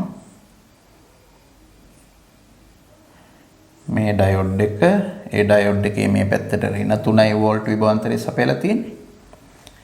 ඊළඟට තවත් මෙතන ප්‍රතිරෝධකයක් තියෙනවා. මේක R3 ප්‍රතිරෝධකය, මේක R2 ප්‍රතිරෝධකය, මේක භූගත කරලා තියෙනවා. ඊළඟට තවත් R1 කියන ප්‍රතිරෝධකයක් තියෙනවා. මේ ප්‍රතිරෝධකයට මේ විදිහට ඩයෝඩ් එකක් සම්බන්ධ කරලා ඒක භූගත කරලා තියෙනවා. ඉතින් මෙතන ඍණ 5 වෝල්ට් කියන වෝල්ටීයතාවය සපයලා තියෙන්නේ. මෙතන ඍණ 3 වෝල්ට් කියන වෝල්ටේජ් එක තමයි සපයලා තියෙන්නේ. මේ තියෙන ඩයෝඩ් එක. ඉතින් අත්වසෙම කිව්වොත් එහෙම මේ මෙතනින් ඍණ 3 වෝල්ට් කියන මේ අගය ඍණ 5ට වඩා වැඩි. ඒ නිසා මෙතනදී මේ ඩයෝඩ් එක පෙරනැඹුරු අවස්ථාවටපත් වෙන්නේ. මේක පෙරනැඹුරු වෙනවා කියලා කියන්නේ මේ ඩයෝඩ් එකත් පෙරනැඹුරු අවස්ථාවටපත් වෙන්නේ මෙතන විභවය මේ විභවයට වඩා වැඩි අගයක් බවට පත් වෙනවා. මේකත් එතකොට පෙරනැඹුරුවට තමයිපත් වෙන්නේ. ඉතින් ඒක පෙරනැඹුරුවටපත් වුණා කියලා කියන්නේ එම ඩයෝඩ් එක හරහා තියෙන විභවාන්තරය එක්ක අපිට ශූන්‍යයි කියලා සලකන්න පුළුවන්. නැත්නම් ඉතා කුඩා අගයක් කියලා සලකන්න පුළුවන්. අපි හිතමුකෝ ඒක සිලිකන් ඩයෝඩ් එකක් වුණොත් නම් 0.7ක් වෙනවා. ඉතින් එතන 0.7ක් වෙන්න මෙතන ඍණ 4.3 වෝල්ට් වෙන්න ඕනනේ. ඍණ 4. මේකේ 0.7ක් වුණොත් මෙතන ඍණ 4.3 වෝල්ට් වෙන්න ඕන. මේක සිලිකන් ඩයෝඩ් එකක් වුණොත් එහෙම. නැත්නම් මේක පරිපූර්ණ ඩයෝඩ් එකක් වුණොත් එහෙම මෙතන ඍණ 5යි නම් මෙතනත් ඍණ 5යි කියලාම ගත්ත හැකියි. ඒ කොහොම වුණත් මෙතන වෝල්ටේජ් එක මෙතන අගයට වඩා අඩු වෙන විදිහට තමයි සකස් වෙන්නේ. දැන් අපි හිතමුකෝ මෙතන සිලිකන් ඩයෝඩ් එකක්ම වුණා නම් එහෙනම් 4.3 වෝල්ට් වෙනවා. 4.3 මේ ඍණ 3ට වඩා අඩුයි. ඒ නිසා මෙතන පෙරනැඹුරු වෙනවා. ඒ වගේම මෙතන ඍණ 4.3 තියෙන්නේ මෙතන භූගතය කියන්නේ 0.5 වෝල්ට්. එහෙනම් මෙතන විභවාන්තරයත් මෙතන විභවාන්තරයට වඩා වැඩි 4.3 වෝල්ට් ප්‍රමාණයකින් වැඩි. මේකත් පෙරනැඹුරු වෙනවා. මේකටත් ඒ කාරණේමයි කියන්න තියෙන්නේ. මේකත් මෙතන භූගත කරලා තියෙන හින්දා 0.5 වෝල්ට් ඊට වඩා අඩුයි මේ ඍණ 4.3. ඒකත් පෙරනැඹුරු වෙනවා. එතකොට මේ ඔක්කොම පෙරනැඹුරු අවස්ථාවටපත් වෙනවා. ඉතින් අහන්නේ සැලකිය හැකි ධාරාවක් තිබිය හැක්කේ කියන්නේ මේ ඔක්කොම පෙරනැඹුරු වෙනවනේ මේ හැම එකක් හරහාම ධාරාව ගන්නවා. මේ හරහා ධාරාව ගන්නවා, මේ හරහා ධාරාව ගන්නවා, මේ හරහා ධාරාව ගන්නවා. ඒ අනුව R1 R2 R3 කියන සියල්ලම හරහා ධාරාව තිබිය හැකිය කියන උත්තරේ නිවැරදි උත්තරේ හැටියට අපිට ගත්ත හැකියි. තව විදිහකට අපි තර්ක කරලා බැලුවොත් එහෙම දැන් මෙතන මේ R3 හරහා එන විභවාන්තරේ ඉතා කුඩාගයක් කියලා අපිට හිතන්න පුළුවන්. ටිකක් තරමක කුඩාගයක් කියලා. මොකද මෙතනත් පෙරනැඹුරු විභවාන්තරයක් ඇති වුණොත් එහෙම මේ සමාන ඩයෝඩ දෙකක් වුණොත් මෙතනත් 0.7ක පෙරනැඹුරු විභවාන්තරයක් ඇති වුණාම 0.7ක පෙරනැඹුරු විභවාන්තරයක් ඇති වෙනවායි කියලා කියන්නේ මේ ප්‍රතිරෝධය හරහා ඇති වෙන විභවාන්තරය තවදුරටත් අඩු වෙනවනේ. ඉතින් මේ මේ ප්‍රතිරෝධය හරහා ඇති වෙන විභවාන්තරය තවත් මේ 4.3ට වඩා අඩු වගේක් බවට පත් වෙනවා. මොකද දැන් මෙතනයි ඇති වෙන මුළු විභවාන්තරය මෙතන ඍණ 3යි මෙතන 4.3යි වුණාම මේ අග්‍ර දෙක අතර ඇති වෙන මුළු විභවාන්තරය 1.3යිනේ. මෙතනින් 0.7ක් ගියොත් එහෙම මේ හරහා ඇති වෙන විභවාන්තරය 0.6යි වෝල්ට් වෙනවා. කොහොම? R3 ප්‍රතිරෝධය හරහා ඇති වෙන විභවාන්තරය 0.6යි වෝල්ට් වුණොත් R3 කියන්නේ කිලෝම් ගණේ ප්‍රතිරෝධකයක් නිසා මේ හරහා ගලන ධාරාව මේව හා සංසන්දනය කරලා ගන්නකොට ඉතා කුඩා කියලා අපිට සලකන්න පුළුවන්. මේවා හා සංසන්දනාත්මක. මොකද R2 හරහා 4.3 වෝල්ට් විභවාන්තරයක් ඇති වෙනවා. R1 හරහා 4.3 වෝල්ට් විභවාන්තරයක් නැත්නම් මෙතන මේ 0.7 අඩු කළොත් එහෙම 3.6ක විතර විභවාන්තරයක් ඇති වෙනවා. ඒ නිසා ලොකු විභවාන්තර දෙකක් මේ දෙක හරහා ඇති වෙන හින්දා ඒ දෙක හරහා ධාරාව ගලනවා. මේ හරහා ගලන ධාරාව ඉතා කුඩායි කියලා හිතන්න පුළුවන්. ඒ අනුව සැලකිය යුතු ධාරාවක් ගෙලිය හැකි R1 හා R2 හරහා පමණයි කියලා කියන උත්තරෙත් යම්මතකට නිවැරදි පිළිතුරක් හැටියට බාර ගන්න සිද්ධ වෙනවා මේ ප්‍රශ්නේ. ඒ අනුව 3 වෙනි සහ 4 වෙනි පිළිතුරු නිවැරදි පිළිතුරු හැටියට මේ ප්‍රශ්නේදී බාරගෙන තියෙනවා. 3යි 4යි නිවැරදි කියලා. මොකද ওই දෙආකාරයටම තර්ක කරලා ওই උත්තර දෙකට එළඹෙන්න පුළුවන්කම තියෙන හින්දා. හොඳයි මම ගන්නම් ඊට පස්සේ මේ 14 වෙනි ප්‍රශ්නය.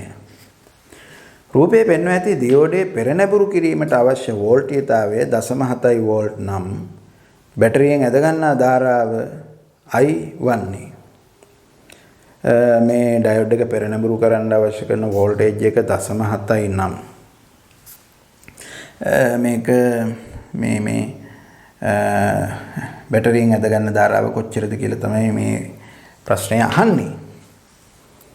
ඉතින් අත් වශයෙන්ම මේක පෙරනැඹුරු කරගෙන ඒ අනුව අපි මේ ගාන හදන්න ගියොත් නම් ටිකක් අමාරු කියලා තමයි අපිට පේන්නේ. 14 වෙනි ප්‍රශ්නේ හැටියට මේක තියෙන්නේ. එතකොට බලමු. මෙන්න මෙතනයි ඩයෝඩ් එක සම්බන්ධ කරලා තියෙන්නේ. අපිට මෙතන 200 ඕම් ප්‍රතිරෝධකයක් තියෙනවා. 200 ඕම්. මේ අග්‍ර දෙක හරහා තමයි මේ කෝෂය සම්බන්ධ කරලා තියෙන්නේ.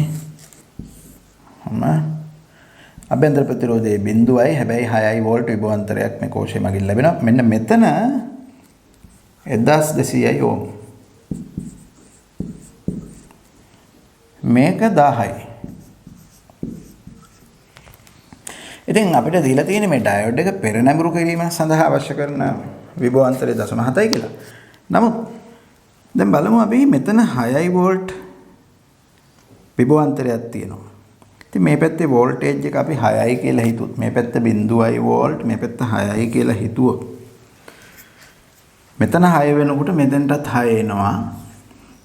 හැබැයි මෙතෙන්ටත් 6ම නියන්නේ. එතන 6 නම් මෙතනත් 6යි. ඒ 6ම මෙතෙන්ටත් එනවා. ඒ 6ම මෙතෙන්ටත් එනවා. හැබැයි මේ 6 මේ ප්‍රතිරෝධය හරහා යනකොට 6ට වඩා අඩු වගේක් බවට පත් වෙනවනේ. මෙතන 6ට වඩා අඩු වගේක් බවට පත් වෙනවා. හැබැයි මෙතන 6යි. එහෙම වුණොත් මේ ඩයෝඩ් එක පසු නැඹුරුවට තමයි මේ රූප සටහන යනුපත් වෙන්නේ. ඔක පසු නැඹුරුවේ තියෙන්නේ. ඔක තියෙන්නේ පසු නැඹුරුවේ.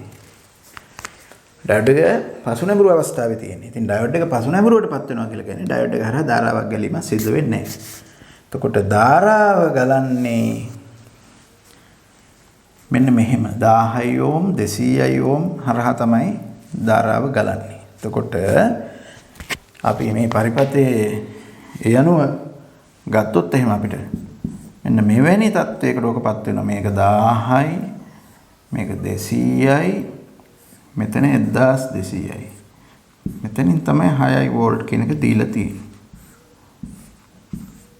එතකොට 1200යි මේක 200යි මෙතන 1000යි.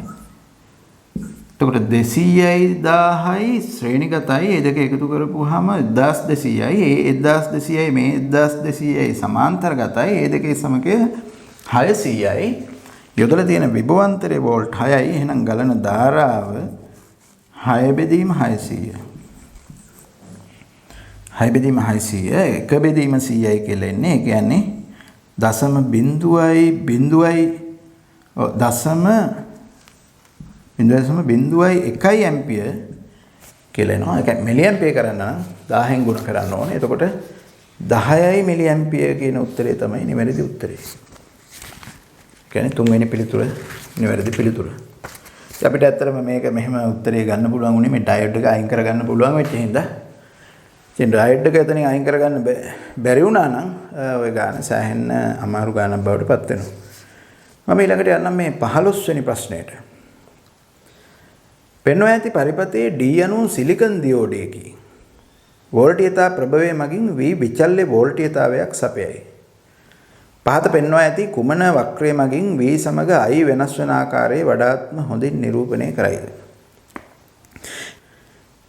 CI ohm කියන ප්‍රතිරෝධකය සම්බන්ධ කරලා ඒ දෙකම හරහා වෝල්ටේජ් එකක් දීලානේ තියෙන්නේ. දැන් මේ දීලා තියෙන වෝල්ටේජ් එක ක්‍රමයෙන් වැඩි කරනවා. වැඩි කරනකොට බිඳුවේ ඉඳලා වැඩි කරන්නේ. එහෙම වැඩි කරනකොට මුලදිම ඩයොඩ් එක හරහා ධාරාවක් ගලන්නේ නැහැ. ඩයොඩ් එක හරහා ගලන ධාරාව බිඳුවයි.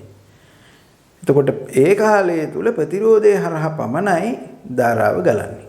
එහෙනම් ඩයෝඩය සහ ප්‍රතිරෝධය කියන දෙකම හරහා විභවාන්තරය ඇති වෙනවා. ඒ දෙකම සමාන්තරගතව තියෙන හින්දා ඒ දෙකම හරහා ඇති වෙන්නේ එකම විභවාන්තරය. එහෙම වුණත් ඩයෝඩ් එක හරහා ධාරාව